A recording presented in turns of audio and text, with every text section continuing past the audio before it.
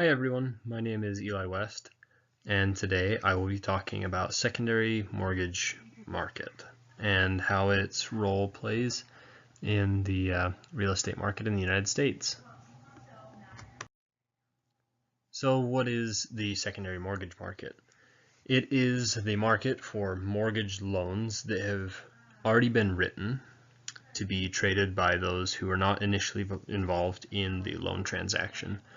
Secondary market just refers to exactly that, where it's not the initial people involved in the transaction. Common examples of secondary markets are like the bond and stock markets. For stocks, there's like initial public offerings where the company issues stock for the first time, and with bonds, when the company or the government first issues a bond to try to raise money. And then from there out, most of the trading that happens is just private investors who took out these bonds or have bought them later on continue to trade them within a private market.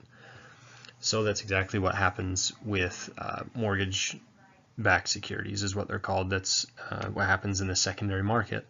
So the federal government backs it and uses institutions like Fannie Mae and Freddie Mac to facilitate that flow of from the primary market, where the initial loan is written, to the secondary market.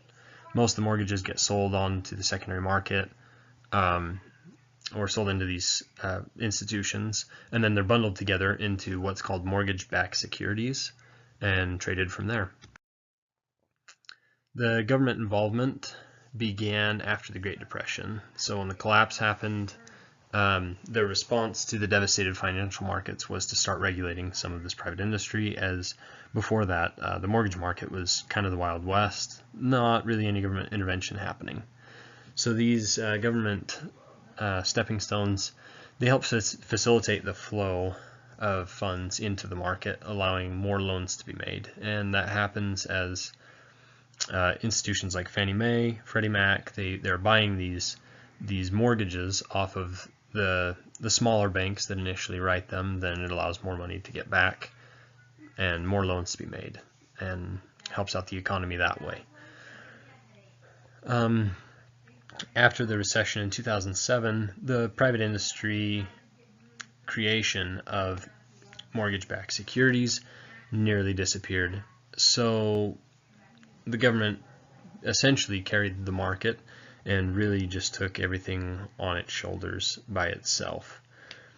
The private industry, they called the subprime market, so pretty much the less than perfect or less than ideal mortgages being written, and home buyers, those are the ones that fell through, and it kind of scared and put a lot of pain into banks and the lending industry. So that kind of led to the private industry backing away from those kind of things. Banks started to be a lot more strict on how they wrote loans and who they would give loans to. And when that all happened, it essentially led to the government guaranteeing about 90% of mortgages through like Freddie Mac, and Fannie Mae, which gave the government a lot of control and a lot of power. And some criticism along the way. Some of the potential there. So the secondary market is really dynamic, and it's really beneficial to the real estate system in the country. It allows, like I said earlier, money to flow from investors back down to smaller banks and institutions that wouldn't have the funds ordinarily to carry loans for 15 to 30 years. They wouldn't be able to write very many loans, and not very many people would be able to buy houses. So it allows money to flow back down, banks to write more loans, and more homeowners to purchase.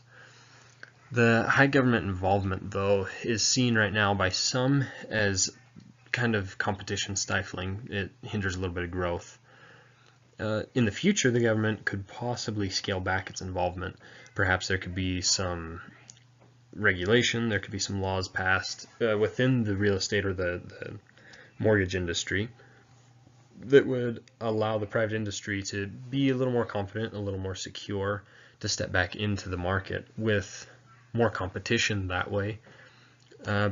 Really, there's just benefit to be had with greater competition. There's more efficiency, and people just have some more to benefit and more options down the road. Anyway, thank you for watching my video. I hope you learned a little bit about mortgage-backed securities. I know I learned a lot throughout this process.